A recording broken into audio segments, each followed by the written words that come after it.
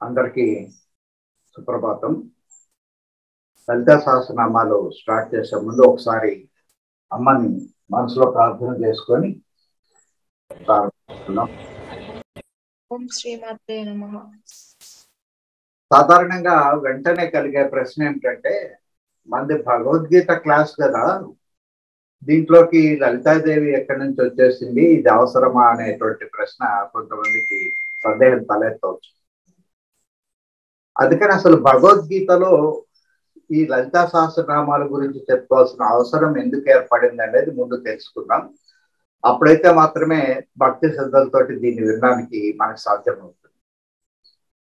ఇప్పటి వరకు మనం భగవద్గీత గురించి తెలుసుకున్న దాంట్లో సారాంశం ఏమిటంటే, వేదాల యొక్క సారం ఉపనిషత్తులు, ఉపనిషత్తుల యొక్క సారం భగవద్గీత, భగవద్గీత యొక్క సారం తత్వమసి అనేటువంటి మహావాక్యము.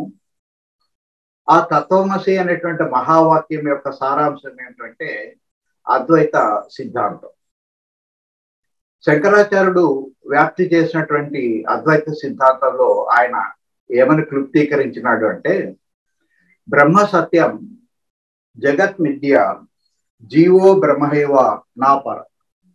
అక్కడ జీవుడని ఒకడు విడిగా లేడు, జగత్ అని ఒకటి విడిగా లేదు, అట్లాగే పరమాత్మని విడిగా ఒకటి లేదు. అట్లా ఉందని చెప్పి అంగీకరిస్తే అది ద్వైతమో త్రైతమో అవుతుంది తప్ప అద్వైతము కాదు.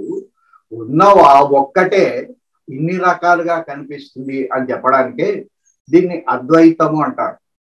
అంటే రెండుగా కనిపిస్తున్నప్పటికీ రెండుగా లేవు, ఉన్నది ఒకటే అని చెప్పేదాన్ని అద్వైతం అంటారు. అవి రెండుగా కనిపిస్తున్నాయి కాబట్టే అద్వైతం అనే మాటను ఉపయోగిస్తాం, కానీ ఏకీకృతం అని చెప్పి మాటను ఉపయోగించాం. ఉన్నది ఒకటే అని చెప్పినప్పుడు ఏకమేవ నాద్వితీయం, రెండవది లేదని చెప్పొచ్చు. కానీ అట్లా చెప్పకుండా ఎందుకు అద్వైతము అనే మాటను ఉపయోగిస్తున్నారు అంటే, రెండుగా కనిపిస్తుంది కానీ నిజానికి ఉన్నది ఒకటే, మీకు కనిపించేది నిజం కాదు, అదంతా కూడా విద్య కళ అని చెప్పడం ఆయన ఉద్దేశం. అందుకే బ్రహ్మ మాత్రమే సత్యము, జగత్తుగా ఏదైతే కనిపిస్తుందో అది కూడా బ్రహ్మనే. మనము ఆ జగత్తు ఒకటి ఉంది అని చెప్పి కలగంటున్నాము, అంతేగాని నిజానికి అది లేదు. ఆ మాటకు వస్తే అసలు జగత్ అనేది ఎప్పుడు సృష్టి జరగలేదు అనేది ఆయన ఉద్దేశం. ఇదే అంశాన్ని ఈరోజు మన గ్రూప్ లోన బ్రహ్మశ్రీ ఎల్లంరావు శ్రీనివాసరావు గారు చెప్పినటువంటి సృష్టి అసలు జరగలేదు అనే వీడియో పెట్టాను. కొంచెం జాగ్రత్తగా నిదానంగా ఓపికగా చివరి వరకు నిదానంగా అర్థం చేసుకుంటూ 2-3 సార్లు వినండి. కాబట్టి సృష్టి అసలు జరగలేదు అంటే అర్థం ఏమిటంటే, సృష్టి జరిగినట్లుగా మనం కలగంటున్నాం తప్ప నిజానికి అసలు సృష్టి అనేది ఎప్పుడూ జరగలేదు అని చెప్పి అర్థం. ఈ కళలోంచి బయటపడడానికి మనకుండే మార్గాలు ఏమిటి అని చెప్పి అన్వేషిస్తే, ఇటు ఈ ప్రపంచానికి సంబంధించినటువంటి శాస్త్ర గ్రంథాలు కానీ, లేదా భారతము, రామాయణము, వేదాలు కానీ అంతగా మనకు ఉపయోగపడవు.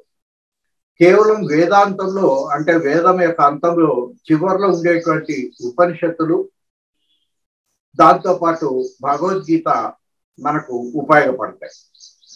బ్రహ్మసూత్రాలు కూడా దీంట్లో కలుస్తాయి. అందుకని ఈ మూడింటిని మాత్రమే తరింపజేసేటివి కాబట్టి తరింపజేసేటువంటి 3 గ్రంథాలు అనే పేరుతోటి మనం పిలుస్తూ ఉంటాం, లేక ప్రస్థాన త్రయము అని చెప్పి పిలుస్తాం. మిగిలినవన్నీ కూడా అవి సాహిత్యంలో మామూలు సాహిత్యం కావచ్చు, ప్రాపంచిక సాహిత్యం కావచ్చు, లేక అది భగవంతుడి పరమైన చర్చలకు సంబంధించిన భారతం, రామాయణం ఇవన్నీ కావచ్చు. ఈ 99% సాహిత్యం అంతా కూడా ఈ కళలో, అంటే ఈ ఇహంలో పరంలో ఎట్లా సుఖంగా జీవించాలి, లేక కష్టాలు వస్తే ఎట్లా బయటపడాలి అని మాత్రమే నిర్దేశిస్తాయి తప్ప ఈ కళలోంచి బయటపడడానికి అవి అంతగా ఉపయోగపడవు. కేవలం మనకు ఈ ప్రస్థాన త్రయం మాత్రమే కళలోంచి ఎట్లా బయటపడాలా అన్న సంగతి మనకు నిర్దేశిస్తుంది. ఈ ఉపనిషత్తుల యొక్క, బ్రహ్మసూత్రాల యొక్క సారాంశం భగవద్గీత కాబట్టి ఆ భగవద్గీతను ఆధారం చేసుకొని మనం ముందుకు పోవడం కోసం, కళలోంచి బయటపడడం కోసం ప్రయత్నిస్తున్నాం. అయితే ఇక్కడ ఒక పొరపాటు మాత్రం ఏమాత్రం చేయకూడదు. మనం ఇదంతా కళ అని ఇప్పుడు మనకు అర్థమైపోయింది. కళలో ఏం చేసినా కూడా మనకేం శిక్ష ఉండదు, మన ఇష్టం వచ్చినట్టుగా చేయొచ్చు. ఎందుకంటే మనం ఇదివరకు వచ్చినటువంటి కళల్లో 1,00,000 రూపాయలు లాటరీ తగిలినా మెరుపు వచ్చిన తర్వాత రూపాయి మన దగ్గర ఉండదు. 40 మందిని హత్య చేసినా బయటకు వచ్చినాక మనల్ని ఎవరు అరెస్ట్ చేయరు కదా.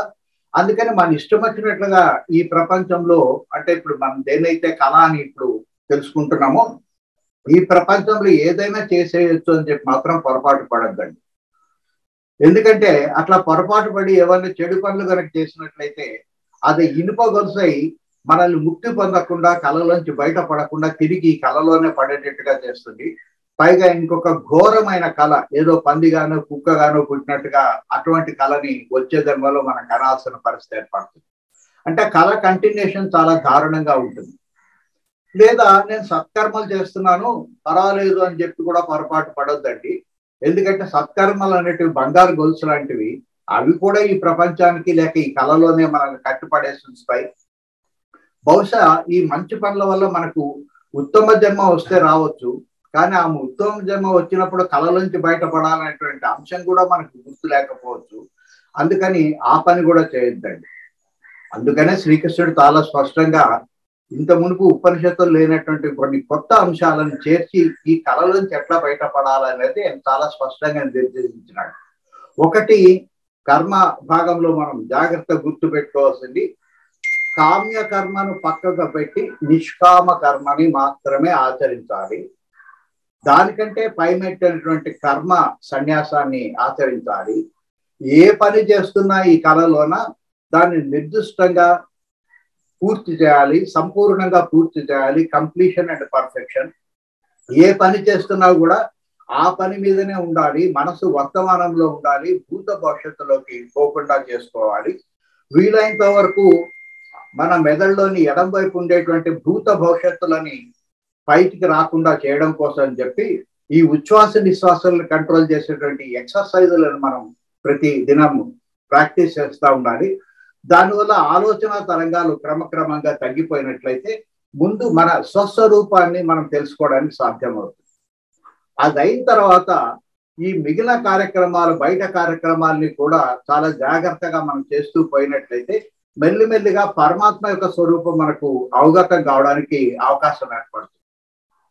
మన నిజ స్వరూపము, పరమాత్మ యొక్క నిజ స్వరూపము మనకు అర్థమయ్యే అనుభవంలోకి వచ్చేంత వరకు కూడా ఈ కళ నుంచి బయటపడడానికి అవకాశం లేదు. అందుకనే శంకరాచార్యుడు నిర్వాణ శతకంలో చెప్పేటప్పుడు ఈ మిగిలినవన్నిటికీ ప్రాధాన్యత ఇవ్వద్దండి అని చెప్పినాడు. అవన్నీ కాదని కూడా చెప్పినాడు. వేదాలు చదవడం కానీ, యజ్ఞాలు చేయడం కానీ, లేక కర్మకాండం చేయడం కానీ, లేకపోతే మనకు ఉండేటువంటి ధర్మ అర్థ కామ మోక్షాలు ఇట్లాంటివన్నీ కూడా ఏమి పనికొచ్చేటి కాదు మన అన్నాడు. అయితే మనకు బాగా అలవాటు అయిపోయింది. అందుకని వాటిని ఇప్పుడు వదిలిపెట్టమని చెప్పి నేనేం చెప్పడం లేదు. అవి యథాతథంగా చేస్తూ ఉండండి. కాకపోతే వాటిని ఈ ప్రాపంచికమైన కోరికలు తీర్చుకోవడం కోసం, లేక కష్టాలు తొలగించుకోవడం కోసం కాకుండా నేను కళలోంచి బయటపడాలని ఒకే ఒక ఉద్దేశంతో వీటిని కంటిన్యూ చేస్తా ఉండండి.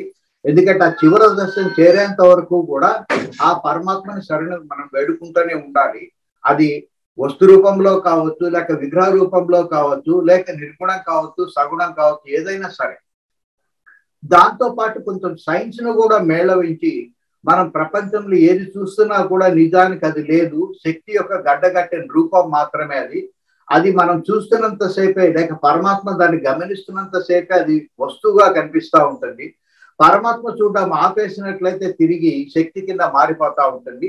శక్తి దాని యొక్క అసలైనటువంటి రూపము అన్న సంగతిని కూడా గుర్తు పెట్టుకొని ఈ ప్రపంచాన్ని నిరంతరం పరిశీలిస్తున్నారు. దీన్నే బ్రహ్మాకార వృత్తి అంటారని చెప్పి తెలుసుకున్నాం. వీటన్నిటికీ సహాయం చేస్తూ మనకు ఈ కళలోంచి బయటపడడానికి ఉండేటువంటి సులభమైన కిటికీ ఏమిటంటే వీలైనంతసేపు కంటిన్యూస్ గా రామనామ జపం. అది ఏంటో మనకు తెలియకపోయినా పర్లేదు. మనకు శ్రీరాముడు గుర్తు రావాల్సిన అవసరం లేదు, లేక శ్రీ మహావిష్ణువు గుర్తు రావాల్సిన అవసరం ఏమీ లేదు. అక్కడ శబ్దం కంటే కూడా, నామం కంటే శబ్దం గొప్పది, శబ్దం కంటే కూడా నిశ్శబ్దం గొప్పది. నిశ్శబ్దాన్ని చేరుకోవాలనుకున్నట్లయితే మనం శబ్దానికంటే దాని పక్కన ఉండేటువంటి నాదానికి ప్రాధాన్యత ఇవ్వాలి. నాదం కంటే నిశ్శబ్ద శబ్దము కొంతసేపు అట్లాగే నొక్కి పట్టడం. ఇది రోజు ఒక 9 సార్లు ప్రాక్టీస్ చేస్తూ వీలైనంత వరకు మల్టీ టాస్క్ ను అలవాటు చేసుకొని, అంటే ఒకేసారి 2 పనులు చేయడం అలవాటు చేసుకొని దాంట్లో ఒక పని నిరంతరం రామనామాన్ని కనుక మనం దగ్గర పెట్టుకొని ముందుకు పోతున్నట్లయితే క్రమక్రమంగా ఈ కళలోంచి మనం బయటపడతాం. ఇది భగవద్గీతలో మనం తెలుసుకున్నాం. అయితే ఇప్పుడు లలితా సహస్రనామాలు మనకు ఎందుకు అవసరమైనాయి అంటే, మనం ఈ రకంగా ఇవన్నింటినీ పట్టుకొని కళలోంచి బయటపడడం కోసం మనం నిరంతరం ప్రయత్నం చేస్తున్నప్పటికీ, లేక యూతల గట్టును వదిలి అవతల గట్టు దగ్గర పోవడం కోసం మనం ప్రయత్నం చేస్తున్నప్పటికీ, యూతల గట్టుని మనం వదలడానికి సిద్ధంగా ఉండినా మన సంసారిక బాధలు లేక కర్తవ్యాలు, బాధ్యతలు, సమస్యలు మనల్ని వదలడానికి ఇష్టపడవు, లేక అవి మనల్ని గట్టిగా పట్టుకొని ఉన్నాయి. మనం వదలడానికి సిద్ధంగా ఉన్నాం కానీ మనల్ని వదలడానికి అవి సిద్ధంగా లేవు. అది అమ్మాయికి వివాహం కావచ్చు, లేక భార్యకి అనారోగ్యం కావచ్చు, లేక పిల్లోడికి ఇంకా ఉద్యోగం రావాల్సిన పరిస్థితి రావచ్చు, లేక ఇంకొక ఇల్లు కట్టుకోవాలి, ఇంకొక ఎకరా పొలం కొనుక్కోవాలనే ఆశ కావచ్చు, 5 మంది పిల్లలు ఉన్నారు, లేక 2 పిల్లలు ఉన్నారు, ఒకరికి ఇల్లు ఉంది, ఇంకొకరికి ఇల్లు లేదు అనేటువంటి ఈ సమస్యలు మనం వదిలిపెడదామన్నా కూడా అవి మనల్ని వదిలిపెట్టవు. అటువంటి పరిస్థితి కనుక మీకు ఉండినట్లయితే, అంటే మీరు పూర్తి సిద్ధంగా ఈ గట్టును వదిలి అవతల పోవడానికి సిద్ధంగా ఉండి, మేల్కోవడానికి మీరు సిద్ధంగా ఉండి దానికోసం ప్రయత్నం చేస్తున్నట్లయితే, ఆ ప్రయత్నం మీరు చేస్తున్నప్పటికీ ప్రపంచం మిమ్మల్ని ఇంకా గట్టిగా పట్టుకొని ఉండినట్లయితే దాని నుంచి వదిలించుకోవడానికి ఉండే ఏకైక మార్గం ఏమిటంటే లలితా సహస్రనామాలోని అంతరార్థము పరమార్థము గ్రహించి మెల్లిమెల్లిగా లలితా సహస్రనామాలు చదువుకోవడం ఉండేదే ఏకైక మార్గం. అయితే ఈ మార్గాన్ని గురించి చెప్పే ముందు మీకు ఒక చిన్న విజ్ఞప్తి. ఇదివరకే బహుశా మీలో చాలా మంది లలితా సహస్రనామాలు చదువుతూ ఉండొచ్చు, పుస్తకాలు కొనుక్కొని ఉండొచ్చు, లేక ఇటువంటి ఫోటోలు కూడా తీసుకొని రోజు పూజ కూడా చేస్తుండొచ్చు. అయితే ఈ ఫోటో మాత్రం మామూలు ఫోటోలు మాదిరి తీసుకోవద్దండి. ఇదివరకు తీసుకోకపోతే ఈ కింద ఇక్కడ కోళ్ళు ఉండడానికి బదులుగా 4 వ్యక్తులు కనిపిస్తారు. బ్రహ్మ, విష్ణు, మహేశ్వరుడు, రుద్రుడు అని 4 వ్యక్తులు కనిపిస్తారు. అట్లాగే ఈ పీఠం దగ్గర పీఠం ఉండదు, ఒక వ్యక్తి మీకు ఇక్కడ కనిపిస్తాడు. ఈయన సదాశివుడు అని చెప్పి అంటారు. కాబట్టి దీన్ని జాగ్రత్తగా పరిశీలించి ఇటువంటి దాన్ని చేతిలో ఒక చెరుకు విల్లు ఉండాలి, అట్లాగే ఇటువైపు పుష్ప బాణాలు 5 ఉండాలి. ఇటువంటి లలితాదేవి పటాన్ని మాత్రమే దయచేసి సంపాదించుకొని దాన్ని ఆరాధించడం మొదలుపెట్టాలి. ఇదివరకే మీరు లలిత సహస్రనామాలు చదువుతున్నట్లయితే దాన్ని ఇట్లాగే కంటిన్యూ చేయండి. కానీ ఆ కంటిన్యూషన్ చేసే ముందు దాంట్లో ఎక్కడెక్కడ మనం తప్పులు చదువుతాం అనేది ముందు జాగ్రత్తగా పరిశీలించకపోయినట్లయితే మనము పొరపాటున అమ్మవారిని పొగడడానికి బదులు తిట్టిన దాంతో సమానం అవుతుంది. అందుకని ఎక్కడ మనం ఈ పొరపాటు చేస్తామని ప్రధానంగా తెలుసుకోవడం కోసం నండూరి శ్రీనివాసరావు గారు మనం చేసే పొరపాట్ల గురించి ఒక వీడియో పెట్టారు యూట్యూబ్ లో. అది కూడా మన గ్రూప్ లో ఇప్పుడే లింక్ పెట్టాను. తర్వాత దాన్ని జాగ్రత్తగా చూసి మీ దగ్గర ఉన్నటువంటి పుస్తకంలో ఇదివరకు కొని ఉండకపోతే ఇప్పుడు పుస్తకాన్ని కొని దయచేసి ఈ ఫోటోని పుస్తకాన్ని కోసం పెట్టుబడి పెట్టండి. దాంట్లో ఎక్కడెక్కడైతే ఈ తప్పులు చేస్తామో అవన్నిటిని జాగ్రత్తగా నోట్ చేసుకోండి. ఇంకొక పొరపాటు ఎక్కడ చేస్తుంటామంటే కొంతమంది ఆల్రెడీ ఇంట్లో శ్రీచక్రాన్ని కానీ లేక మేరువును కానీ పూజ చేస్తూ ఉంటారు. ఆ పూజ చేసేటప్పుడు కూడా ఒక చిన్న పొరపాటు అప్పుడప్పుడు దొరుకుతూ ఉంటుంది. ఈ రకంగా రాగిరేఖ మీద చిత్రీకరించిన దాన్ని భూ ప్రస్తారం అని చెప్పి అంటాం. అంటే భూమిని అంటుకొని ఉంటుంది కాబట్టి దీన్ని భూ ప్రస్తారం అని చెప్పి పిలుస్తాం. ఇది ఎటువైపు నుంచి చూసినా ఒకే మాదిరిగా మనకు కనిపిస్తూ ఉంటుంది. దీంట్లోనే దీని యొక్క 3 డైమెన్షనల్ ఫిగర్ ఉండేటువంటి వాటిని కూడా కొంతమంది కొని పూజిస్తూ ఉంటారు. దీన్ని మేరు ప్రస్తారం అని చెప్పి పిలుస్తాం. దీన్ని కూడా ఉపయోగిస్తుండదు. అయితే అది భ్రూ ప్రస్తారమైనా లేకపోతే మేరు ప్రస్తారమైనా చూడ్డానికి 2 అన్ని పక్కల నుంచి ఒకే మాదిరి ఇది కనిపిస్తుంది. కాబట్టి దీంట్లో శిరోభాగం ఏది పాదభాగం ఏమిటి అనేది కొంతమంది గుర్తు లేక తల్లకిందులుగా దీన్ని ఉపయోగిస్తూ ఉంటారు. అందుకని కనుక్కోవడానికి ముందుగా ఒకసారి మీ దగ్గర ఉండేటువంటి అది భూ ప్రస్తారమైన మేరు ప్రస్తారమైన ఒక సంగతి జాగ్రత్త గమనించండి. దీని లోపల 9 త్రిభుజాలు ఉంటాయి. ఇటువైపు ఓపెన్ గా ఉంటుంది, ఇటువైపు ఓపెన్ గా ఉంటుంది. కాబట్టి ఇది మాత్రం తల పాదం కావడానికి అవకాశం లేదు, ఇది మాత్రమే కావడానికి అవకాశం ఉంది. అయితే దీంట్లో ఏది శిరోభాగము ఏది పాదభాగం అంటే ఈ 9 త్రిభుజాలు చిన్న త్రిభుజాలు ఉంటాయి మధ్యలో, జాగ్రత్తగా ఐడెంటిఫై చేయాలి. దీంట్లో ఒక 5 త్రిభుజాలేమో కింద నేల వైపు చూస్తున్నట్టుగా ఉంటాయి, కింది వైపు కోణాన్ని కలిగి ఉంటాయి. ఒక 4 మాత్రం పైవైపు ఉంటాయి. ఈ కింద ఉండేటువంటి ఈ 5 త్రిభుజాలు ఏమిటంటే కింద నుంచి పైకి వరుసగా చెప్పినట్లయితే భూమి, దాంతోపాటు నీరు, అగ్ని, వాయువు, ఆకాశం. ఈ పైన ఉండేటువంటి 4 ఏమిటంటే మనసు, బుద్ధి, చిత్తము, అహంకారం. ఈ 4 ఇట్లా ఉంటాయి. ఈ మనసు, బుద్ధి అనేటివి ఎప్పుడు కూడా తలకు చెందినటివి, మెదడుకు చెందినటివి కాబట్టి ఇది శిరోభాగం. అంటే 4 త్రిభుజాలు పైకి ఉండేటట్టుగా ఉంచాలి, 5 త్రిభుజాలు కిందికి ఉండేట్టుగా ఉండాలి అనేది జాగ్రత్త గుర్తుపెట్టుకొని పూజా కార్యక్రమాలు ఎట్లా చేసుకుంటున్నారు దాన్ని గమనించి దయచేసి ఫాలో కండి. ఇక ఇప్పుడు ఈ లలితా సహస్రనామాలు ఎందుకోసము అన్నది మనం అర్థం చేసుకున్నాం. అవతల గట్టును మనం వదిలిపెట్టి యువతల గట్టుకు చేరుకోవాలని అనుకున్నా, కళలోంచి మేల్కోవాలనుకున్నా కూడా మనం ప్రపంచాన్ని వదిలిపెడదాం అనుకున్నా ప్రపంచం మనల్ని వదిలిపెట్టడం లేదు, సంసారం మనల్ని వదిలిపెట్టడం లేదు. అటువంటి పరిస్థితిలో దీంట్లోంచి బయటపడేటట్టు మార్గము ఒకే ఒక మార్గం, ఇంకా రెండో మార్గం ఏం లేదు. అది లలితా సహస్రనామాలు అని చెప్పి తెలుసుకున్నాం. అసలు ఎందుకు ఇటువంటి మార్గంగా ఇది ఏర్పడిందంటే ఒకప్పుడు పార్వతీదేవి రాబోయేటువంటి తరాల్లోన ప్రత్యేకించి కలియుగంలో ఇటువంటి సమస్య ఒకటి ఏర్పడుతుంది కాబట్టి ఆమె తెలుసుకొని ఆమె పరమేశ్వరుడి దగ్గరికి వెళ్ళి వీళ్ళు ఈ ముక్తిని పొందడానికి వీలుగా లేక కళలోంచి బయటపడడానికి వీలుగా ఉండేటువంటి ఒక మార్గాన్ని నిర్దేశించమని అడిగింది. అంటే పార్వతి నువ్వు ఏమడుగుతున్నావో తెలుసా, గట్టుని అవతల గట్టుని ఒకేసారి అవ్వ కావాలి బువ్వ కావాలంటే కుదరదు. కాబట్టి ఇహము పరాన్ని పూర్తిగా వదులుకుంటేనే యువతలకు రావడానికి వాళ్ళకి ముక్తి అనేది సాధ్యం అవుతుంది. అది ఇది కలిపి పట్టుకోవడం అనేది సాధ్యం కాదు కదా అని అడిగినాడు.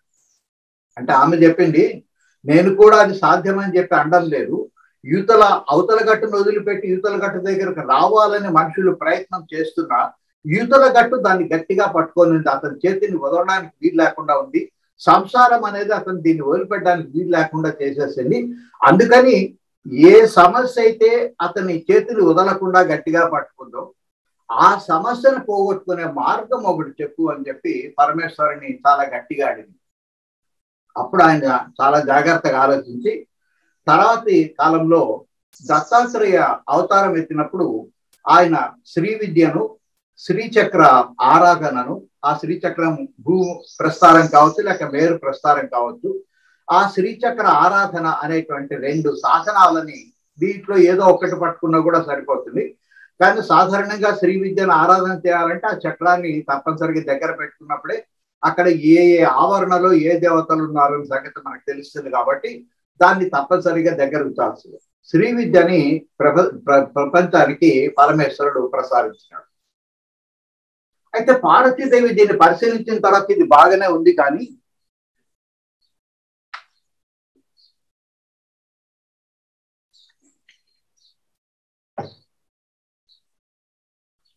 ఈ కలియుగంలో దీంతో సమస్య పూర్తిగా తీరకపోవచ్చు అని చెప్పి ఆమె భయపడింది.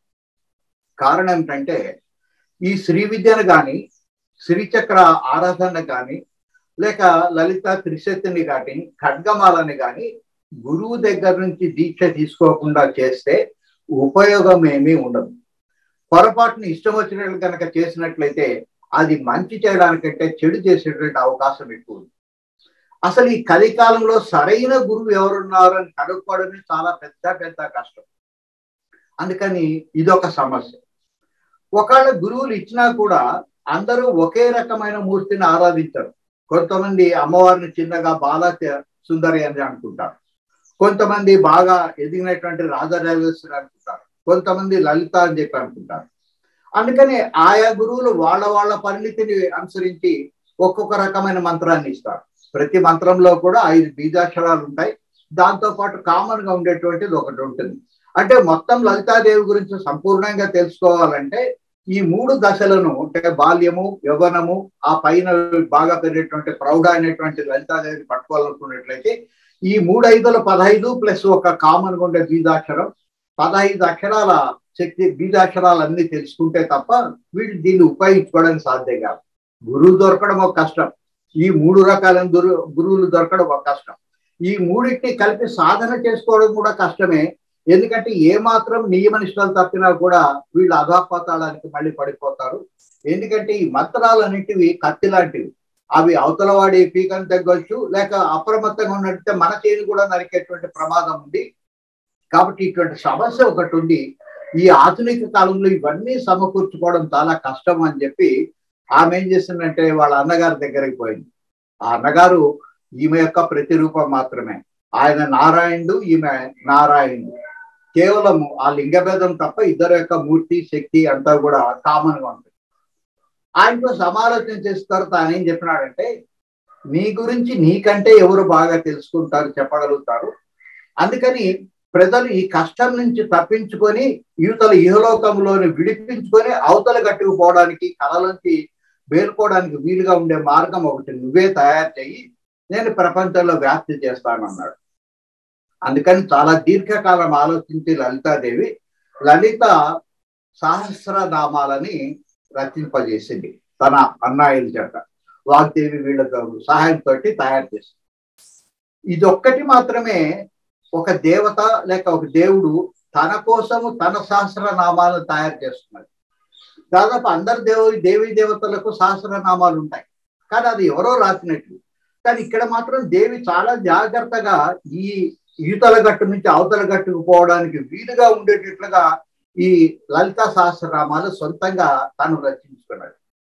అయితే ఇది రచించుకున్నది తనను పొగడడం కోసం మాత్రం కాదు, ఈ మానవులను ఎట్లా ఒకట్లో ఉద్ధరించి ఈ సంసారం గట్టిగా పట్టుకొని ఉన్నప్పుడు ఆ సమస్యలను తొలగించి యువతల గట్టు నుంచి అవతల గట్టుకు పోవడానికి సిద్ధపడిన వాళ్ళకి సహాయం చేయడం కోసం అని చెప్పి వీటిని తయారు చేస్తారు. అయితే ఈ లలితా సహస్రనామాలను యాంత్రికంగా చదివినప్పుడు ఆమె ప్రయోజనం ఏ మాత్రము నెరవేరదు.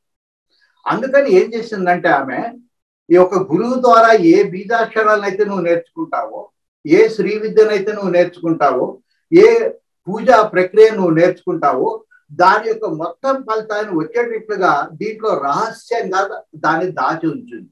అందుకే కేవలం లలితా సహస్ర నామాలను మాత్రమే లలిత రహస్య సహస్రనామాలు అని చెప్పంటాం.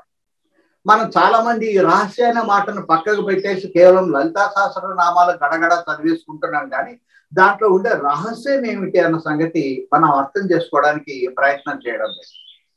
ఇప్పుడు మనం చేస్తున్న ప్రయత్నం ఏమిటంటే, ఒక నామాన్ని చదివినప్పుడు దానికి పైన కనిపించే అర్థం ఏమిటి, లేక నామంలో ప్రతి పదానికి ఉండే అర్థం, లేక దానే ప్రతి పదార్థం అంటాం. ఆ బయట కనిపించే ప్రతి పదార్థం అంటే ఏం చెప్తుంది, దాని లోపల ఆమె దాచిపెట్టినటువంటి రహస్యంగా దాచిపెట్టినటువంటి అంతరార్థం ఏముంది, ఈ అంతరార్థాన్ని తెలుసుకుంటే మనము ఎట్లా గురువు లేకపోయినా దీక్ష తీసుకోకపోయినా సక్రమంగా మనము దీన్ని నెరవేర్చకపోయినా కూడా ఎట్లా ముక్తిని పొందడానికి అవకాశం ఏర్పడుతుంది, అటువంటి పరమార్థం ఏముంది అని చెప్పి ముందు మనం తెలుసుకోవాలి. అందుకనే పై చెప్పేటువంటి ప్రతి పదార్థము అంతరార్థము పరమార్థాన్ని ఒక్కసారి జాగ్రత్తగా నిదానంగా ఓపికగా అర్థం చేసుకున్న తర్వాత ఇంకా మనం చేయాల్సింది ఏమీ లేదు. గడగడ లలిత శాస్త్రాలు చదవకుండా వాటి వెనక ఉండేటువంటి అంతరార్థ పరమార్థాలను గుర్తు చేసుకుంటూ మెల్లిగా చదవడం మాత్రమే మనం చేయాల్సింది. అందుకని టేప్ రికార్డర్ పెట్టుకొని పక్కన వినడం కానీ, లేక పుస్తకాలు తెచ్చి గడగడ చదివేయడం మాత్రం చేయకుండా, ఒకవేళ మన కంఠపాఠం రాకపోయినట్లయితే పుస్తకం ఎదురుగా పెట్టుకున్నా కూడా ఒక నామం అన్నప్పుడు దాని అంతరార్థ పరమార్థాలను గుర్తు చేసుకుంటూ మెల్లిగా చదువుకుంటా పోతే చాలు. చాలా సులభంగా అమ్మవారి చేయి పట్టుకొని అందించి మనకు గురువు లేకపోయినా దీక్ష ఇవ్వకపోయినా ఏ ఫలితం అయితే మనం పొందగలమో అటువంటి ఫలితాలన్నింటినీ దీంట్లో నిక్షిప్తం చేసింది. అందుకే ఇవి రహస్య సహస్రనామాలు. ముందుగా రహస్యం ఏమిటని తెలుసుకొని దాన్ని మననం చేసుకుంటూ మనం కంటిన్యూ చేయడం మనం చేయాల్సింది, అంతకంటే మరేమీ లేదు. బస్ ఈ ఫస్ట్ క్లాసులు మీరు ఇదివరకే ఇంత వెబినార్లో కానీ లేకపోతే ఇంకొక చోట చెప్పినప్పుడు కానీ మీరు విని ఉంటారు. దాదాపు ప్రతి క్లాస్లో కూడా వెబినార్లో కూడా ఒక్క శ్లోకాన్ని మాత్రమే నాకు చెప్పడానికి వీలవుతుంది, ఎందుకంటే చాలా పెద్దది అంశం అది. కాబట్టి ఒక శ్లోకాన్ని కూడా పూర్తి చేయడం కన్నా కష్టం అవుతుంది. మరి ఇట్లా కనుక చేసినట్లయితే ఎప్పుడు ఇది కంప్లీట్ చేయడానికి సాధ్యం అవుతుందని చెప్పే ఆలోచన నాకు వచ్చి, ఎంతసేపు ఉన్న మొదటి శ్లోకం దగ్గరకు వస్తున్నాం ఆగిపోతున్నాం, మళ్ళీ మొదటి శ్లోకం దగ్గరే ఆగిపోతున్నాం. ఇట్లా చేస్తే మిగిలిన శ్లోకాలు ఎప్పుడు చెప్పడానికి సాధ్యం అవుతుంది అని ఆలోచించి ఇప్పుడు ఏం చేస్తున్నామంటే, వచ్చే నెల నుంచి ఇదే టైంలోనే ఇక్కడ భగవద్గీత క్లాసుకు బదులుగా లలితా సహస్రనామాల యొక్క సారాంశం చెప్పేటువంటి క్లాసు కండక్ట్ చేయడం జరుగుతుంది. 25వ తారీఖు నుంచి ఆ నెక్స్ట్ మంత్ క్లాస్ కి అడ్మిషన్ స్టార్ట్ అవుతాయి. లిమిటెడ్ సీట్స్ 30 సీట్స్ మాత్రమే ఉంటాయి. నా ప్రిఫరెన్స్ ఏమిటంటే, ఇది వరకు ఫిబ్రవరిలో భగవద్గీత విన్నవాళ్ళు, ఇప్పుడు ఈ నెలలో భగవద్గీత విన్నవాళ్ళు ఈ లలితా సహస్రనామాల యొక్క అవసరం ఏమిటని చెప్పి అర్థం చేసుకున్నారు. కాబట్టి ముందు దయచేసి తొందరగా ఎన్రోల్ కండి. అది 25వ తారీఖు ఉదయం 4 గంటల నుంచే ఆ వెబ్సైట్ ఓపెన్ అవుతుంది. కొంచెం లేట్ చేసినట్లయితే బహుశా మీకు సీట్ దొరకకపోవచ్చు. కాబట్టి ముందు చకచక దాంట్లో మీరు జాయిన్ కాండి. అట్లా జాయిన్ కావడం వల్ల ఒక అడ్వాంటేజ్ ఏమిటంటే, మళ్ళీ అప్పుడు ఆ నెలలోనే నెక్స్ట్ మంత్ లో మళ్ళీ 1వ శ్లోకం దగ్గర నుంచి నేను మొదలు పెట్టాను. ఇప్పుడు ఎంతవరకు వీలవుతుందో నాకు తెలియదు. ఇది మనకు ఇవాళ రేపు ఎల్లుండి 3 క్లాసెస్ అందుబాటులో ఉన్నాయి. దాంట్లో వీలైనంత వరకు లలిత సహస్రనామాలు ఎక్స్ప్లెయిన్ చేసి అక్కడ నుంచే నెక్స్ట్ మంత్ కంటిన్యూ చేస్తాను. కానీ మళ్ళీ రెడ్ వచ్చి మొదలు పెట్టాలని చెప్పి అక్కడ 1వ క్లాస్ నుంచి మొదలు పెట్టాను. ఒకవేళ పొరపాటున ఎవరైనా సరే కొత్తగా కనుక ఆ క్లాస్ లో జాయిన్ అయి ఉండినట్లయితే ఈ ఫస్ట్ 3 క్లాసెస్ మిస్ అయినాయని చెప్పి బాధపడాల్సిన అవసరం లేదు. ఇవి తేజ గారు ఆల్రెడీ భగవద్గీత అనే హెడ్డింగ్ కిందనే అవి కంటిన్యూ చేసి అప్లోడ్ చేస్తారు. కాబట్టి వాటిని చూసుకొని మిగిలిన దాన్ని కంటిన్యూ చేయొచ్చు. అయితే ఆ నెలలో కూడా మనకు ఉండేది 20 క్లాసులే కాబట్టి ఎంత మేర కంప్లీట్ చేస్తారనే సంగతి నాకు తెలియదు. వాస్తవానికి లలితా సహస్రనామాల గురించి అత్యంత విపులంగా చాలా ఇన్డెప్త్ స్టడీ చేసి చెప్పినటువంటి వ్యక్తి ఎవరంటే మనకు సామవేదం షణ్ముఖ శర్మ గారు. ఈ లలితా సహస్రనామాల మీద దాని వెనకుండే రహస్యం ఏమిటని చెప్పేటువంటి వాళ్ళు చాలా మంది శాస్త్రవేత్తలు అయితే ఉన్నారు. వాళ్ళు అనేక పుస్తకాలు కూడా పబ్లిష్ చేస్తున్నారు. దాంట్లో భాస్కరీయం అనేటువంటిది చాలా ప్రసిద్ధి చెందినటువంటి. అయితే ఈ సామవేదం షణ్ముఖ శర్మ గారు ఈ పుస్తకాలన్నింటినీ మదింపు చేసి సంగ్రహంగా ఒక చోటికి చేర్చి దాదాపు 180 వీడియోల్లోన ఈ లలితా సహస్రనామాల యొక్క రహస్యార్థాలు ఏంటని చెప్పి చెప్పినాడు. అది యూట్యూబ్ లో ఉంది. దయచేసి అవకాశం ఉంటే తప్పనిసరిగా దాన్ని చూడండి. అయితే మన వాళ్ళకి అంత టైము అంత ఓపిక ఉండదు. కాబట్టి నేనేం చేశానంటే, ఎక్కడన్నా రిపిటేషన్ ఉండినట్లయితే లేక కొంచెం ఎక్కడన్నా సైడ్ ట్రాక్ పట్టినట్లయితే దాన్ని ఎడిట్ చేసి నేను ఒక 70 వీడియోస్ లో దాన్ని ప్రిపేర్ చేసి పెట్టున్నాను. దాంట్లో ఎంతవరకు మనం కంప్లీట్ చేసుకోగలుగుతామన్న సంగతి నాకు తెలియదు. వీలైనంత వరకు అందుకని ఈ 3 క్లాసెస్ కలిపి కంటిన్యూషన్ చేస్తూ నెక్స్ట్ మంత్ లో చెప్పడం కోసం నేను ప్రయత్నం చేస్తాను. ఎంతవరకు వీలైతే అంతవరకు దాన్ని కంప్లీట్ చేద్దాం. అది ఎంత ఎక్కువగా మనము అర్థం చేసుకుంటూ మననం చేసుకుంటూ చేయగలిగితే మొదట్లో కొంచెం కష్టంగా అనిపిస్తుంది. ఎందుకంటే మనకు ఆ శ్లోకాలు తెలియకపోవడం వల్ల కావచ్చు, లేకపోతే అంతరార్థ పరమార్థాలు ఇదివరకు మనకు తెలియదు కాబట్టి ఇప్పుడు కొంచెం ఒకసారి మననం చేసుకుంటూ చేస్తే చాలు. మనం ఏ పూజా పురస్కారం శ్రీచక్ర విద్య ఇట్లాంటివన్నీ ఆచరించాల్సిన అవసరం లేదు. అసలు వాటిని గురువు ద్వారా తీసుకోకుండా ఇవన్నీ చదివి ఉపయోగం లేదు, చదవకూడదు కూడా. త్రిశతి కానీ ఖడ్గమాల కానీ ఇవన్నీ మనము సొంతంగా చేసుకున్నట్టు కాదు. గురువు ద్వారా దీక్ష తీసుకున్నప్పుడు మాత్రమే వాటిని ఆచరించాలి. నియమ నిష్ఠలు తప్పనిసరిగా ఉండాలి. అటువంటి సమస్యలు ఏమీ లేకుండా అత్యంత సులభంగా మానవుడు ఈ కళలోంచి బయటపడడానికి అవకాశం ఇచ్చేటువంటి ఏకైక సూత్రం ఏమిటంటే, రహస్యాలను తెలుసుకుంటూ లలితా సహస్రనామాలను మననం చేసుకుంటూ చదవడం మాత్రమే. అయితే దాంట్లో ఏముంది, సింపుల్ గా అర్థమవుతుంది కదా, అంత లోతుగా ఏమన్నా ఉంటాయంటే దిగిన తర్వాత కానీ మనకు అది తెలియదు. బహుశా ఇప్పుడు నేను చెప్పబోయేటువంటి ఫస్ట్ శ్లోకం ఇది వరకు మీరు వినుండొచ్చు. దయచేసి బేర్ చేయండి. ఎందుకంటే మొదటి దాని దగ్గర నుంచే మొదలు పెట్టాలి. ఒకరిద్దరు కొత్త వాళ్ళకి కూడా ఈ క్లాస్ లో ఉన్నారు కాబట్టి వాళ్ళ కోసం ఆ మొదటి శ్లోకం దగ్గర నుంచే మొదలు పెట్టి ప్రారంభం చేస్తాను.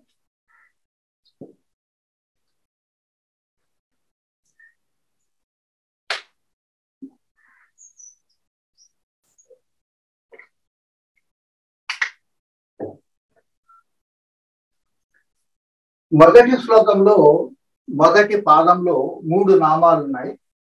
శ్రీమాత, శ్రీ మహారాజ్ని, శ్రీమత్ సింహాసనేశ్వరి అనేటువంటి 3 నామాలు ఇక్కడ ఉన్నాయి.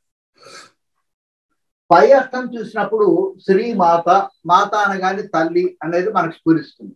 శ్రీ అంటే శుభకరమైనది, మంచి తల్లి అని చెప్పారు. కాబట్టి ఇది పైన చెప్పేటువంటి అర్థం. శుభకరమైన తల్లి అనేది మనకు వెంటనే తోచేటువంటి ప్రతి పద అర్థం. అంటే కొంచెం లోపలికి పోయి కనుక పరిశీలన చేసినట్లయితే, నాకు ఒక తల్లి ఉంది, ఆమెకు ఒక తల్లి ఉండేది, ఆమెకు ఇంకొక తల్లి ఉండే ఉంటుంది, వెనకపోయి చూసినట్లయితే మన ప్రపంచంలో ప్రతి తల్లికి కూడా తల్లి ఉంది, కానీ ఈమెకు తల్లి లేదు. ఈ శ్రీమాత అని లలితాదేవి గురించి ఏవైతే చెప్పుకుంటున్నామో ఆమెకు తల్లి లేదు. ఎందుకంటే ఆమె ఎప్పుడు జన్మించలేదు, ఎప్పటి నుంచి ఉందో మనకు తెలియదు. ఆమె జన్మించలేదు కాబట్టి ఆమె మరణం కూడా లేదు. మనకు తల్లులు ఉన్నారు, ఆ తల్లికి తల్లి ఉన్నారు, వాళ్ళు మరణించినారు, తర్వాత కాలంలో మిగిలిన వాళ్ళు కూడా మరణిస్తారు. కానీ ఈమెకు జన్మ లేదు, తల్లి లేదు, మరణం కూడా లేదు అనేది అంతరార్థం. ప్రపంచంలో ఉండేటువంటి తల్లులంతా కూడా సాధారణంగా తమ రూపంలోనే తమ సంతానాన్ని జగత్తుకు ప్రసాదిస్తారు. పులి కడుపున పులే పుడుతుంది, పిల్లి కడుపున పిల్లే పుడుతుంది అనేది సామెత. కానీ ఈ తల్లి దగ్గరకు వచ్చేసరికి ఈమెకు ఇచ్చినటువంటి సంతానం ఎటువంటిదంటే ఈ ప్రపంచంలో ఉండేటువంటి సకల చరాచరాలకు ఆమె తల్లి.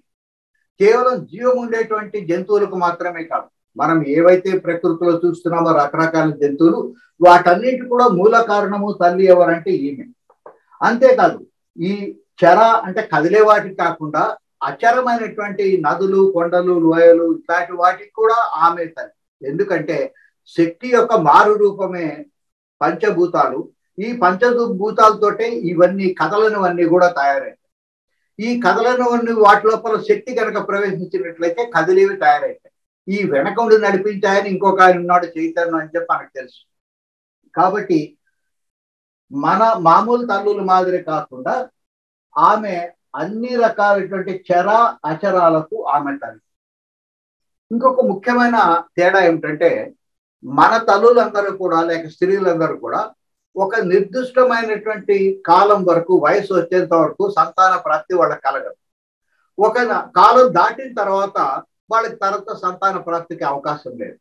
కానీ ఈ తల్లి అట్లా కాదు, నిరంతరము 24/7 అన్ని రోజుల్లోన, అన్ని గంటల్లోన, అన్ని కాలాల్లో కూడా నిరంతరం ఎప్పటికప్పుడు సృష్టి చేస్తూనే ఉంటుంది. అది ఈమెకుండే ప్రత్యేకత. ఈమె నిరంతరం సృష్టి చేస్తుంది. ఈ నిరంతర సృష్టి చేయడం కోసం ఆమె ఏమైపోయిందంటే బ్రహ్మగా మారిపోయింది. అంటే ఆ ప్రక్రియను చేపట్టడం కోసం తనే ఇంకొక ఆకారాన్ని దాల్చింది. అక్కడ ఉన్నది కూడా ఆమె, ఇక్కడ ఉన్నది కూడా ఆమె. బ్రహ్మ అంటే పురుషుడు అని చెప్పి పొరపాటు పడొద్దండి. ప్రపంచంలోన పురుషులని స్త్రీలు అనేది విడివిడిగా ఎప్పుడు ఉండరు. ఈ పైన కనిపించేటువంటి శరీరం అంతా నేను పురుషుని అయినప్పటికీ ఇదంతా కూడా స్త్రీని, నా మనసు కూడా స్త్రీనే. ఎందుకంటే అది శక్తికి వస్తువుకు సంబంధించింది కాబట్టి శక్తికి వస్తువుకు సంబంధించిన దాన్ని స్త్రీ అని చెప్పి అంటారు. లోపల ఉండి వీటన్నిటిని నడిపిస్తున్నటువంటి అనంతమైన చైతన్యం ఏదైతే ఉందో అది మాత్రమే పురుషుడు అని చెప్పి మనం పిలవాలి.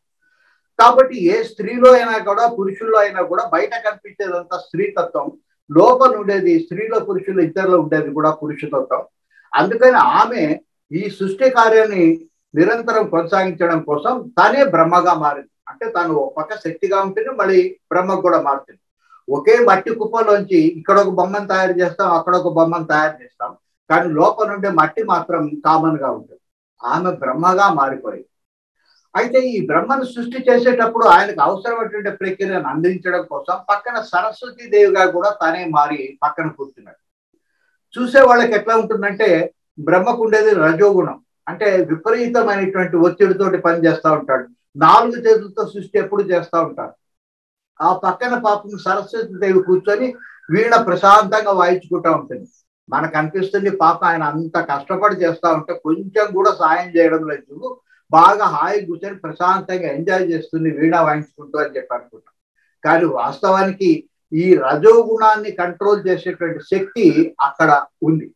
ఆ సత్వగుణం అక్కడ ఉండబట్టే ఇది అవసరమైన మేరకు ఉంటుంది. ఒక కార్ని ఎప్పుడు స్పీడ్గా నడపగలము అంటే యాక్సిలేటర్ ఉన్నప్పుడు అని చెప్పి కొంతమంది సమాధానం చెప్తారు. యాక్సిలేటర్ ఉన్నప్పుడు స్పీడ్గా ఉండినప్పటికీ స్పీడ్గా నడపలేదు. బ్రేక్ బాగా ఉన్నప్పుడు మాత్రమే కారు సక్రమంగా నడపగలం. ఒకవేళ బ్రేక్ కనుక ఫెయిల్ అయి ఉండినట్లయితే నీకు యాక్సిలేటర్ ఉండినప్పటికీ కార్ని స్పీడ్గా నడపడానికి సాధ్యం కాదు. ఎందుకంటే ఎక్కడ గుద్దేస్తామో స్పీడ్గా పోతా అని యాక్సిలేటర్ ఉండి స్పీడ్ని పెంచుకోవడానికి అవకాశం ఉండినప్పటికీ మెల్లిమెల్లిగా అడుగడుగు దారిలో పోయి ఆ బ్రేక్ రిపేర్ చేసుకునేంత వరకు చాలా కంట్రోల్డ్గా పోతాం. అటువంటి బ్రేక్లు వేస్తూ ఈయనకు సహాయం చేస్తూ ఉంటుంది. ఆమె చేసే సహాయం బయటకు కనిపించదు. బ్రహ్మ ఏమో సెల్ ఫోన్ లాంటి వాడు, సరస్వతి దేవేమో లోపల ఉండే బ్యాటరీ లాంటిది. మన పనంతా సెల్ ఫోన్తోనే, బ్యాటరీతో మనం ఏం పని చేయం. కానీ ఆ బ్యాటరీ కనుక లేకపోతే ఈ సెల్ ఫోన్ నిరర్థకం అయిపోతుంది. కాబట్టి కనిపించకుండా పక్కన ఉన్నట్టుగా కనిపించినప్పటికీ ఆమె యొక్క సహాయంతో ఆయన సృష్టి కార్యక్రమాన్ని నిరాటంకంగా చేయడానికి సాధ్యమవుతుంది. కాబట్టి పైన చెప్పేటువంటి అర్థం ఏమిటంటే శ్రీమాత అంటే మంచి తల్లి అని చెప్పే అర్థము.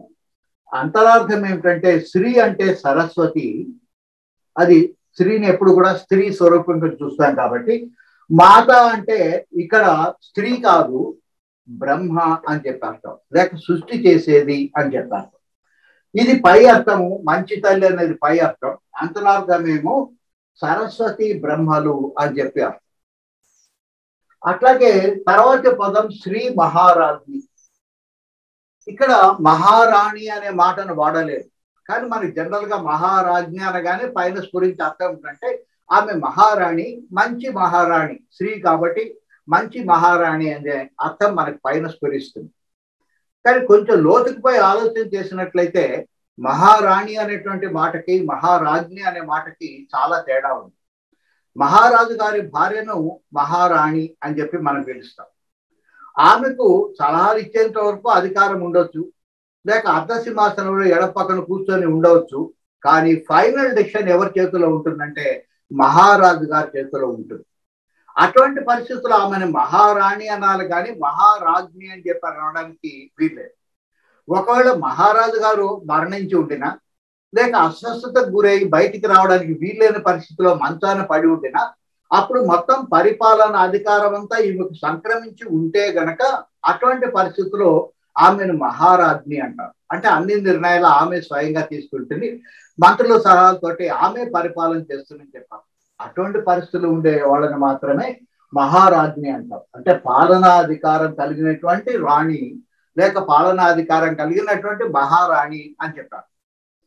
అయితే ఇక్కడ విచిత్రమైన పరిస్థితి, ఈమెమో మహారాణి, అవతల చైతన్యమేమో మహారాజు.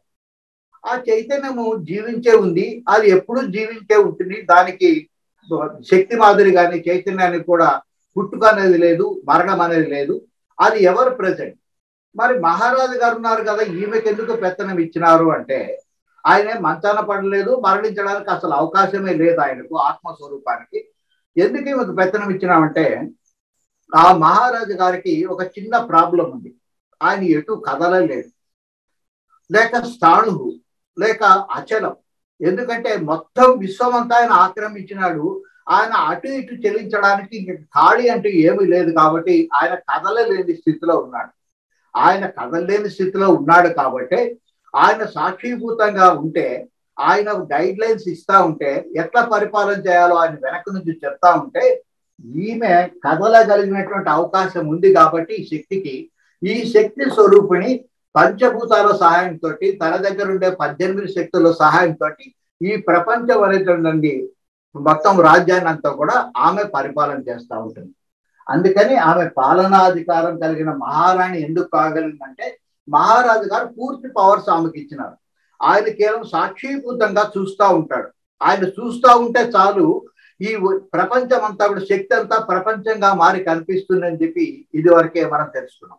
ఆయన సాక్షిభూతంగా ఉంటే చాలు, ఊరిక చూస్తుంటే చాలు. అయస్కాంతం దగ్గర ఒక దిక్సూచిని తీసుకొస్తే ఆ ముళ్ళు ఎట్లయితే అటు ఇటు కదులుతుందో, ఆయన కేవలం చూడటం వల్లనే, ఆయన వీక్షణ వల్లనే, ఆయన సాక్షిగా నిలబడి ఉంటే చాలు ఈ ప్రపంచం అంతా కూడా కొనసాగుతూ ఉంటుంది. అయితే దాని ఇష్టం వచ్చినట్టు అది కొనసాగదు. ఎందుకంటే శక్తికి పంచభూతాలు అవి జడము, వాటికి సొంత తెలివితేటలు లేవు.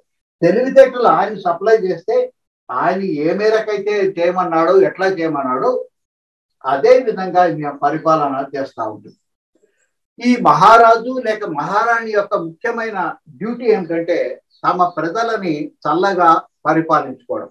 వాళ్ళు సుఖంగా ఉండాలి, మనం సుఖంగా ఉండాలి. వాళ్ళు సుఖంగా ఉన్నప్పుడు మాత్రమే సక్రమంగా పన్నులు కట్టగలుగుతారు. అది ధర్మరాజ్యం అయి ఉండాలి. కాబట్టి ప్రజలను వాళ్ళు రక్షించాలి. ప్రజల కప్పాల ద్వారా రాజ్యానికి అవసరాలన్నీ కూడా చేకూరుస్తూ ఉంటారు. కాబట్టి ఇరువురు మధ్య ఒక రకమైన సయోధ్య ఉండాలంటే ఇద్దరి మధ్య ప్రేమ అనేటువంటి ఒక బంధం ఉండాలి. తన సొంత కన్న బిడ్డల మాదిరిగా ప్రజలందరినీ కూడా సురక్షితంగా చూసుకునేటువంటి ఏర్పాటు ఉండాలి. అట్లా చేయడం కోసం ఆమె స్వయంగా స్థితికర్త అయినటువంటి శ్రీ మహావిష్ణువుగా రూపొందింది. అట్లాగే ఆయనకు సహాయం చేయడం కోసం ఆయన దగ్గర ఉండి పాదాలు నొక్కుతున్నట్టుగా అతి దగ్గరగా ఉండేటువంటి లక్ష్మీదేవిగా ఆమె రూపాంతరం చెందింది. కాబట్టి పైన అర్థం చేసుకున్నట్లయితే ఆమె మంచి మహారాణి అని చెప్పి అర్థం చేసుకున్నాం. అంతరార్థం ఏమిటంటే మహారాజ్ని అంటే విష్ణువు, శ్రీ అంటేనేమో లక్ష్మి అని చెప్పారు. మరొక నామం శ్రీమత్ సింహాసనేశ్వరి. ఆమె సింహాసనం మీద కూర్చొని పరిపాలన చేస్తుంది అని చెప్పి మనకు మామూలుగా వచ్చేటువంటి అర్థం. కానీ లోపలికి దిగి చూసినట్లయితే ఆమె కూర్చునేటువంటి సింహాసనం వెండితోనో బంగారుతోనో చేసినటువంటి చలనం లేని లేక జీవం లేని జడ పదార్థమైనటువంటి సింహాసనం కాదు. ఆమె సాధారణంగా ఎప్పుడు దుర్గాదేవిగా మనకి దర్శనం ఇచ్చిన భృగురాజు అనేటువంటి సింహం మీద కూర్చొని ఆమె పరిపాలన చేస్తాము. అంటే ఆమెది కాన్స్టెంట్ గా స్థిరంగా ఉండేటువంటి ఆఫీస్ కాదు, అది కదిలేటువంటి ఆఫీస్ అది. ఎందుకంటే ఆమె 14 లోకాలను కింద నుంచి పైకి కలయి తిరుగుతూ పరిపాలన చేస్తూ ఉన్నారు కాబట్టి ఒకచోట కాన్స్టెంట్ గా ఉంటే కూర్చుంటే ఆమెకు సాధ్యం కాదు. అందుకే ఆమెకు కదలని సింహాసనం కాకుండా భృగురాజు అనే సింహాసనం అధిరోహిస్తుంది. అది నిరంతరం కదలగలుగుతుంది కాబట్టి కదిలే సింహాసనాన్ని అధిరోహించి పరిపాలన చేస్తున్నారు అర్థం. కాబట్టి సింహాసనేశ్వరి అంటే కుర్చీ మీద కూర్చున్నది అనేది పైన చెప్పే అర్థము. కానీ మృగరాజు అయినటువంటి సింహాన్ని అధిరోహించి ఆమె తిరుగుతుంది అని చెప్పి అర్థం. వెంటనే మనకు ఒక ఇబ్బంది ఏమొస్తుందంటే మనకు దగ్గరలో రాజధాని ఉంటే మంచిది, దగ్గరలో ఆఫీస్ ఉంటే మంచిది, దగ్గరలో సీఎం ఉంటే మంచిది, ఏదైనా అవసరం అయితే అక్కడికి పోవచ్చు. ఈమె 14 లోకాలు కిందికి పైకి తిరుగుతూ ఉండి పొరపాటున 1వ లోకంలోనో లేక కింద 14 లోకంలో ఉంటే నేను 7వ లోకంలో ఉన్నాను, నాకు ఏదైనా అర్జెంటుగా పని పడితే ఎక్కడికైనా పరిగెత్తాలి నేను అని చెప్పి అనుమానం రావచ్చు. కానీ ఇన్ని రకాలైన రాజధానులు ఉండాల్సిన అవసరం ఆమెకి ఏమీ లేదు.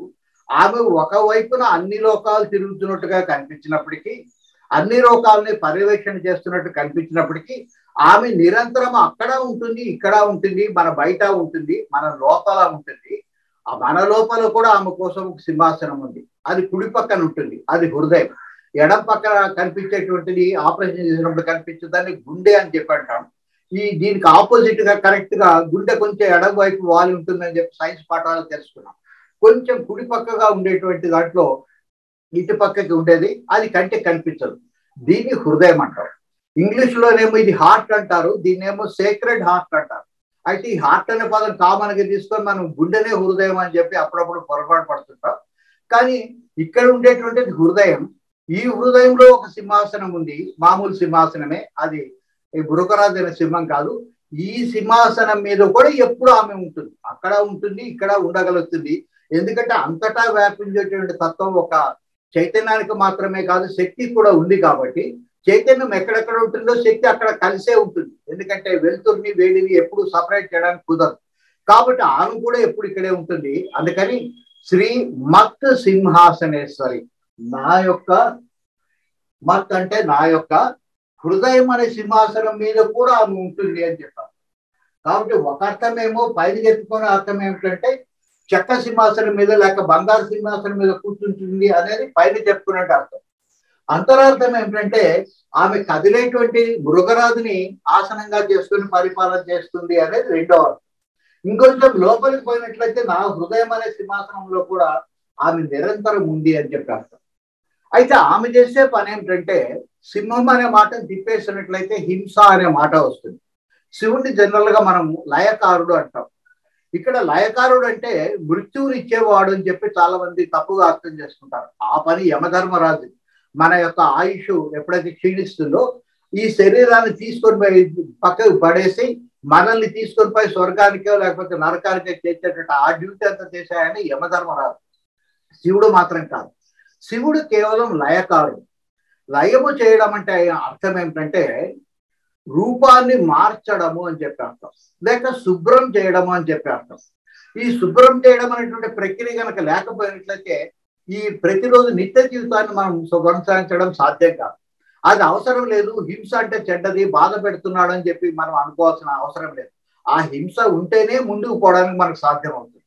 ఈరోజు అన్నం వండుకున్నాము, మళ్ళీ మరుసటి రోజు అన్నం వండుకోవాలంటే నిన్న అన్నం వండిన పాత్రని శుభ్రం చేసుకున్న తర్వాతనే, అంటే దాన్ని పీచు పెట్టి లేకపోతే ఇంకొక దాన్ని వేసి బరబర తోమిన తర్వాతనే దాన్ని హింస పెట్టిన తర్వాతనే మళ్ళీ అది అన్నం వండుకోవడానికి పనికొస్తుంది తప్ప హింస నేను పెట్టను, నేను అహింస పరమధర్మ అని అట్లాగే ఆ పాత గిన్నెని తీసుకొచ్చి మనం అన్నం వండుకుంటే అన్నం మొత్తం స్పాయిల్ అయిపోతుంది. ఈ రోజు పాలు కాచుకున్న ఓ గిన్నెలోన మరుసటి రోజు మళ్ళీ పాలు పట్టుకోవడానికి అది గిన్నెను కడకుండా తీసుకొని పోయినట్లయితే అది కాస్త మొత్తం పట్టుకున్న పాలన్నీ కూడా వేస్ట్ అయిపోతుంది. అంటే హింస అనేది నిత్య జీవితంలో కంపల్సరీ, శుభ్రం చేసుకోవడం అనేది కంపల్సరీ. అంతేకాదు లయం చేయడం అంటే ఒక దశ నుండి ఇంకొక దశకు మార్చడము అని చెప్పారు. ఒక దాంట్లో ఇంకొకటి కలిసిపోవడము అని చెప్పి అర్థం. ఒక చెట్టుకి ముందు పువ్వులు పూస్తాయి, ఆ పువ్వు కొంతకాలం అయిన తర్వాత అన్ని పువ్వులు కాకపోయినా కొన్ని పువ్వులు కాయ కింద మారుతాయి. అప్పుడు ఈ పువ్వు ఏమైపోయింది, పువ్వు ఏమైపోలేదు, అది కాయలో లయం అయిపోయింది. కొంతకాలానికి అది పండు అవుతుంది, మరి అప్పుడు కాయ ఏమైందంటే కాయ ఏమైపోలేదు, అది పండులో లయం అయిపోయింది. అట్లాగే మనకు చిన్నప్పుడు బాల్యం ఉండింది, అది లయం అయిపోయి యవ్వనం వచ్చింది. అది లయం కాకపోతే ఎప్పుడు బాల్యంలోనే ఉండినట్లయితే మన పరిస్థితి ఏమిటో అర్థం చేసుకోండి. ఈ యవ్వనం మళ్ళీ లయం అయిపోయిన తర్వాత వృద్ధాప్యం వస్తుంది, వృద్ధాప్యం లయం అయిపోయిన తర్వాత శరీరం వదిలేస్తాం, మనం మాత్రం ఉంటాం, మనం ఎక్కడికి పోము, మనకు మరణము లేదు, జననం కూడా లేదు. మళ్ళీ ఇంకొక కొత్త చొక్కా వేసుకొని మళ్ళీ ఒక జన్మనెత్తి మనం తిరిగి వస్తుంటాం. అందుకని శివుడు చేసేది, ఆయన లయకారుడు, ఈ శరీరంలో కూడా నిరంతరం అటువంటి లయ ప్రక్రియ జరుగుతున్నాయి. ప్రతిరోజు అనేక జీవకణాలు దీంట్లో నశించిపోతుంటాయి, లేక చెడిపోతుంటాయి, అనారోగ్యానికి గురవుతాయి. ఈ అనారోగ్యానికి గురైనటువంటి జీవకణాలను, చనిపోయిన జీవకణాలను ఎప్పటికప్పుడు బయటికి పంపిస్తుండాలి. పంపించినప్పుడే మళ్ళీ ఆ స్థితికర్త కొత్త జీవకణాలు తెచ్చి పెడతా ఉంటాడు. అంతేగాని వీటిలో నుంచి పక్కన చేర్చడానికి మనకు సాధ్యం కాదు. ఎట్లయితే కసువు కొట్టి నిన్నటిదంతా బయటికి పంపిస్తామో అట్లా ప్రతిరోజు పంపించడం అనే ప్రక్రియ జరగడం కోసం ఆమె స్వయంగా శివుడుగా మారింది. ఆమె స్వయంగా ఆయనకు సహాయం చేయడం కోసం ఆయనలో అర్ధభాగంగా ఉండి అది అర్ధనారీశ్వర తత్వం మీద వహించి ఆమె పార్వతి కింద మారిపోయింది. కాబట్టి పైన చెప్పేటువంటి అర్థం ఏమిటంటే సింహాసనం మీద కూర్చొని పరిపాలన చేస్తున్నానని పైన చెప్పుకునే అర్థం. అంతరార్థం ఏమిటంటే సింహాసనేశ్వరి అంటే శివుడు అని చెప్పే అర్థం, శ్రీ అంటే పార్వతి అని చెప్పే అర్థం. దీన్ని అంతరార్థం అంటాం. మనం చేయాల్సిన పని అంతా కూడా చదువుకునేటప్పుడు శ్రీమాత, శ్రీ మహారాజ్ని, సింహాసనేశ్వరాన్ని హడావిడి చదవకుండా శ్రీమాత అనగానే ఇవి గుర్తు తెచ్చుకొని మళ్ళీ నెక్స్ట్ పదానికి పోవడం. అంతకు మించి అదనపు కష్టం ఏం లేదు. ఇక్కడ పూజా ద్రవ్యాలు అవసరం లేదు, కొబ్బరికాయలు ఏం అవసరం లేదు. మామూలుగా చేసుకున్న ప్రక్రియని కొంచెం నిదానంగా మననం చేసుకుంటూ మాత్రమే మనం చేయాలి. దీంట్లో ఇంకొంచెం లోతుకు పోయి దీంట్లో ఉండేటువంటి అంతరార్థం ఏమిటనేది తెలుసుకున్నాం. ఎప్పుడైతే ఆ శ్రీమాత అనే దాన్ని ఇప్పుడు 6 భాగాల కింద విభజించినాం. శ్రీమాత అంటే బ్రహ్మ సరస్వతులు లేక సరస్వతి బ్రహ్మలు, శ్రీ మహారాజ్ని అంటే లక్ష్మీ విష్ణువులు, అట్లాగే సింహాసనేశ్వరుడు అంటే పార్వతీ పరమేశ్వరులు అని చెప్పి 6 భాగాలు చేస్తాం. ఇవన్నీ కూడా శక్తిలోని భాగాలే. అయితే ఈమె వేరు, మళ్ళీ ఆ చైతన్యం వేరు అని చెప్పి ఎక్కడన్నా పొరపాటు పడతామేమో. ఎందుకంటే మనము పరమాత్మ అని పిలిచే దాంట్లోన లేక ఆత్మ అని పిలిచే దాంట్లో 2 అంశాలు ఉంటాయని చెప్పి ఇదివరకు మనం తెలుసుకున్నాం. ఒకటి తెలివితేటలు లేక జ్ఞానము లేక చైతన్యం, మరొకటి జడము లేక శక్తి. ఈ శక్తి తర్వాత పంచభూతాల కింద మారుతుంది, 18 శక్తులుగా విభజన అవుతుంది. మనం ఈ చెప్పిన వర్గీకరణ అంతా కూడా శక్తికి మాత్రమే సంబంధించింది. మనం ఎప్పుడైతే ఈ బ్రహ్మ సరస్వతి అన్నామో వీళ్ళది పంచభూతాల సాయంతో వస్తు రూపంలోకి మారిపోయినారు, లేక విగ్రహ రూపంలోకి మారిపోయినారు, లేక కనిపించేటువంటి ఆకారంలోకి మారిపోయినారు. అప్పుడు ఈ 6 మంది వేరు, ఈ చైతన్యంతో సంబంధం లేదు అని చెప్పి ఎక్కడన్నా మనం పొరపాటు పడతామేమో. ఎందుకంటే ఈ శక్తిలోంచి 18 శక్తులు వస్తాయి. ఈ 18 శక్తుల తర్వాత ఈ శక్తిలోంచి పంచభూతాలు వస్తాయి. ఈ 23 గురించి మనం పరిశీలిస్తున్నాం. ఈ ఒక్కాయిని పక్కకు పెట్టేసినాము అని పొరపాటు పడతారేమో. ఈయన నేను ఎప్పుడూ కలిసే ఉంటాము, విడగొట్టడానికి సాధ్యం కాదు అన్న సంగతి చెప్పడం కోసం ఈ 3 నామాల్లో ఒక ప్రత్యేకమైన ఏర్పాటు చేయబడింది. ఇది వెలుతురు, ఇది వేడి. ఈ రెండింటిని ఎప్పుడు సపరేట్ చేయాలనుకున్నా కూడా మనం చేయడానికి సాధ్యం కాదు. ఈ 2 కలిసినప్పుడే సృష్టి కార్యక్రమం అనేది జరుగుతుంది. కాబట్టి మీకు పై కనిపించేది ఇవి కనిపిస్తున్నాయి, కానీ దీని ఆదేశం లేకుండా ఈ కదలకుండా ఉండే ఆయన యొక్క దృష్టి లేకుండా ఇదంతా జరగదు. నేను ఆయన ఒకటే, విడివిడిగా లేము, ఈ రెండు ఎప్పుడూ కలిసే ఉంటాయని చెప్పడం కోసం ఈ ప్రత్యేకమైన ఏర్పాటు 3 నామాలు చేసింది. ఆ ప్రత్యేకమైన ఏర్పాటు ఏమిటంటే శక్తి మార్పు చెందుతుంది 18 రకాలుగా. శక్తి 5 రకాలుగా పంచభూతాల కింద విడిపోగలుగుతుంది. దీనికి అనేక నామరూపాలు దీనికి ఉన్నాయి, కానీ ఇది మాత్రం ఎప్పుడు ఒకటే, ఇది మారదు, అది కాన్స్టెంట్, అది నిర్వికారము నిరాకారము, దానికి ఆకారము లేదు, ఎటువంటి ఆకార వికారాలు లేవు, దాంట్లో ఎటువంటి గుణాలు కూడా లేవు. అందుకని దీంట్లో మార్పు వచ్చేటువంటి అవకాశం లేదు.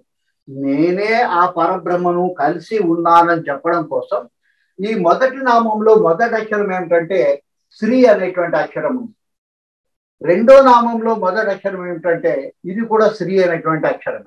మూడో నామంలో మొదటి అక్షరం ఏమిటంటే ఇది శ్రీ అనే అక్షరం. ఇది చలనాత్మకమైనది, ఇది శక్తికి సంబంధించినది. కానీ శక్తి ఎప్పుడు చైతన్యంతో కలిసే ఉంటుంది, చైతన్యానికి మార్పు అంటూ ఏముండదు అని చెప్పడం కోసమే మొదటి అక్షరాన్ని మాత్రం మార్చలేదు. 3 నామాల్లో కూడా శ్రీ శ్రీ శ్రీ అని ఉంటుంది. ఈ వివరణ అంతరార్థం తెలుసుకునేంతవరకు. కానీ దీనికంటే అత్యంత ముఖ్యమైనది ఏమిటంటే పరమార్థాన్ని తెలుసుకోవడం. పరమార్థము అంటే దేన్ని ఉపయోగించడం వల్లనైతే ఆ పరమార్థం మనం చేరుకోగలుగుతాము, దేన్ని ఉపయోగించడం వల్లనైతే మనం ఈ కళలోంచి బయటపడి మనమే పరమాత్మని తెలుసుకోగలుగుతాము, అది మనకు కావాలి. అది ఇవ్వడం కోసమే శ్రీ విద్యను పరమాత్మ ప్రపంచానికి ఆయన దత్తాత్రేయ అవతారం ఎత్తినప్పుడు శ్రీ విద్యను ఇచ్చినాడు. దాన్ని శ్రీ మహావిష్ణువు హయగ్రీవ అవతారంలో ప్రపంచానికి చాటినాడు, అగస్త్య మహర్షి ద్వారా వచ్చింది. కానీ అది మనకు అందుబాటులో లేదు, సరైన గురువు లేడు. కాబట్టి ఇబ్బందులు లేకుండా చేసి శ్రీ విద్యను నీకు ఒక గురువు ఇచ్చినప్పుడు ఏ బీజాక్షరం అయితే ఇస్తాడో ఆ బీజాక్షరం నీకు తెలియకపోయినప్పటికీ కూడా ఆ గురువు ఇచ్చినటువంటి ఫలితాన్ని నువ్వు పూర్తిగా పొందడం కోసం అత్యంత గుప్తంగా ఆ బీజాక్షరాలను అమ్మవారు అక్కడక్కడ దాచిపెట్టింది. అదే రహస్యం. రహస్యంగా తన పేరులోని ఎక్కడో ఒక చోట ఆ బీజాక్షరాలు మనకు అవసరమైన చోట ఇచ్చి మనకు ఆ గురువు దొరికిన దాని యొక్క ఫలితాన్ని పూర్తిగా పొందేట్టుగా చేసిన దాన్నే పరమార్థం అంటాం. అంటే పరమార్థాన్ని చేర్చడానికి ఉపయోగపడేటువంటి సాధనం ఏదైతే ఉందో అది ఇక్కడ గుప్తంగా ఉంది. దాన్ని ఒక్కసారి అర్థం చేసుకొని మననం చేసుకుంటే చదివితే చాలు. మళ్ళీ మనం శ్రీచక్రార్థం చేయక్కర్లేదు, పూజలు పురస్కారాలు ఏమీ చేయాల్సిన అవసరం లేదు. సాధారణంగా ఈ బీజాక్షరాలు ఎప్పుడు కూడా బయటికి చెప్పకూడదు, ఎందుకంటే చెప్తే వాటి యొక్క ఫలితం పోతుంది కాబట్టి. అందుకని గురువు ద్వారా మాత్రమే స్వీకరించాలి. అది శంకులో వస్తేనే తీర్థం అవుతుంది తప్ప, నా బోట్లో చెప్తే అది గ్లాసులో నీళ్లు మాత్రమే అవుతుంది తప్ప అది బీజాక్షరం కాదు. కానీ ఇక్కడ అర్థం చేసుకోవడం కోసం సామవేదం షణ్ముఖ శర్మ గారు ఆ బీజాక్షరాన్ని వివరించినారు. ఒకసారి చూద్దాం. ఈ లలితాదేవి విద్యలో ఉన్న అత్యంత ముఖ్యమైనటువంటి బీజాక్షరం ఏమిటంటే శ్రీం అనేది ముఖ్యమైనటువంటి బీజాక్షరం. శ్రీం అనే దాంట్లో ఇదివరకే మీకు చెప్పినట్టుగా శ్రీ అనేది శబ్దము, అనేది నాదం. ఐం అన్నప్పుడు ఐ అనేది శబ్దము, అనేది నాదం. ఓం అన్నప్పుడు ఓ అనేది శబ్దము, అనేది నాదం.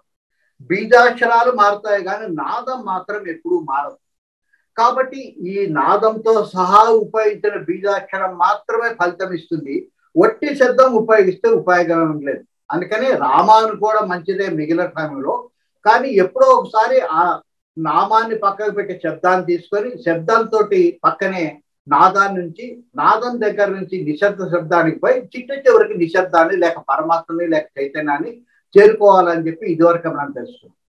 అటువంటి బీజాక్షరాన్ని దీంట్లో నిక్షిప్తం చేయబడింది. అది ఎక్కడుంది అంటే ఈ మొదటి 2 అక్షరాల్లో ఉంది.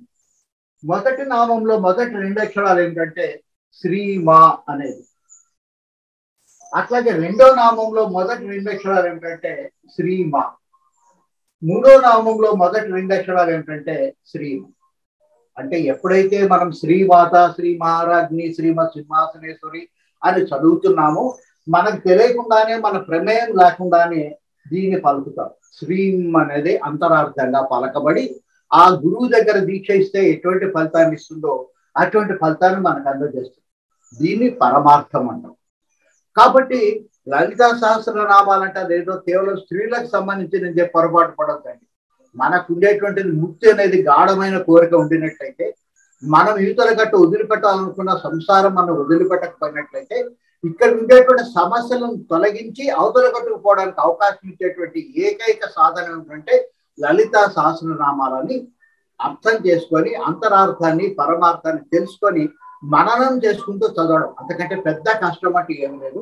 పై అర్థం ఒక మాదిరిగా ఉంటుంది. శ్రీమాత్ర అంటే శుభకరమైన తల్లి, కానీ అంతరార్థమేమో ఆమె బ్రహ్మ, ఆమె సరస్వతి. అట్లాగే శ్రీ మహారాజ్ని అంటే మంచి మహారాజు, లేక అంతరార్థం చూసినట్లయితే విష్ణువు లక్ష్మి. అట్లాగే సింహాసనేశ్వరి అంటే సింహాసనం మీద కూర్చొని పరిపాలన చేస్తున్నానని పైన చెప్పారు. అంతరార్థం ఏమిటంటే ఆమె శివుడు, ఆమె పార్వతి. అయితే వీళ్ళందరితో పాటు మరి చైతన్యం ఏమైపోయింది, మహారాజు గారు ఏమవుతున్నారంటే అది మారనేటువంటి శక్తి కాబట్టి నేను ఎప్పుడు కలిసినని చెప్పడం కోసం మొదటి అక్షరం శ్రీ శ్రీ శ్రీ అని చెప్పి మారకుండా ఉంది. దాంట్లో మార్పు లేదు. దీంట్లో మార్పు లేని శ్రీ ఏమో చైతన్యము, మారుతున్నటువంటి నామమేమో అది జడము లేక శక్తి అని చెప్పారు. ఇది అంతరార్థం. అయితే పరమార్థం ఏమిటంటే మనకు తెలియకుండానే ఆమెలో ప్రధానమైనటువంటి బీజాక్షరం శ్రీ అనేటువంటి బీజాక్షరాన్ని ఈ మొదటి 2 అక్షరాల్లో నిక్షిప్తం చేసింది. ఇది మననం చేసుకుంటూ చదివితే చాలు, పెద్ద కష్టం అంటే ఏం లేదు. అందుకని మొదట చేయాల్సిన కష్టం ఏంటంటే దాన్ని తెలుసుకోవడం. అంతరార్థం ఏమిటి, పరమార్థం ఏమిటి, ప్రతి పదార్థం బహుశా తెలిసే ఉంటుంది. కానీ అంతరార్థ పరమార్థాలను తెలుసుకొని గుర్తు పెట్టుకొని మననం చేసుకుంటూ చదవడం మాత్రమే మనం చేయాల్సిన ఏకైక పని. ఈ ఒక్క పని చేసుకోగలిగినట్లయితే, మీకు నిజంగా ముక్తి పట్ల ఆసక్తి ఉండినట్లయితే, యువతల గట్టు నుంచి అవతల గట్టుకు చేర్చే బాధ్యత అమ్మవారు చేతిలో తీసుకుంటారు. రేపు నెక్స్ట్ పాదాన్ని కంటిన్యూ చేద్దాం. ఈ లోపల సందేహం ఉంటే